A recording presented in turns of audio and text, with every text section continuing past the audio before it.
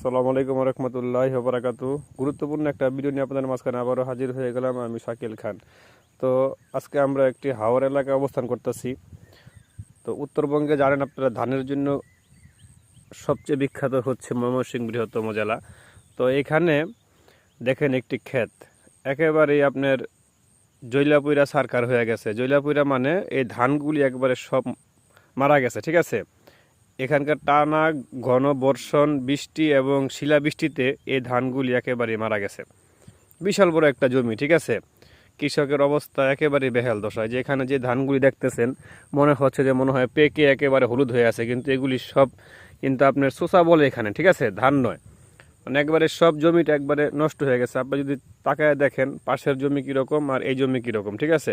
আপনার ধান পাকার আগেই গাছের পাতা একবারে মরে গেছে এবং ধান সহকারেই ক্ষেতটা পুরো যেরকম মানে আগুন দা জ্বালা দিছে এরকম মনে হয়, ঠিক আছে। এরকম প্রায় জমিতে এরকম হচ্ছে।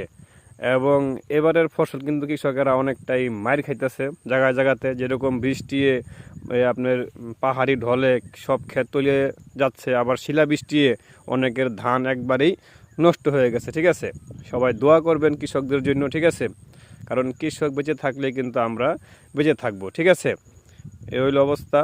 কারণ কৃষকের যদি ধান জমি যদি নষ্ট হয়ে যায় তাহলে কিন্তু কৃষক কিন্তু খেতে পারবে না এবং বাজারে কিন্তু তারা বিক্রি করে কিন্তু অর্থ উপার্জন করতে পারবে না, কারণ তারা এই ক্ষেতের উপরে কিন্তু তারা নির্ভরশীল, ঠিক আছে। তো সবাই দোয়া করবেন কৃষকের জন্য।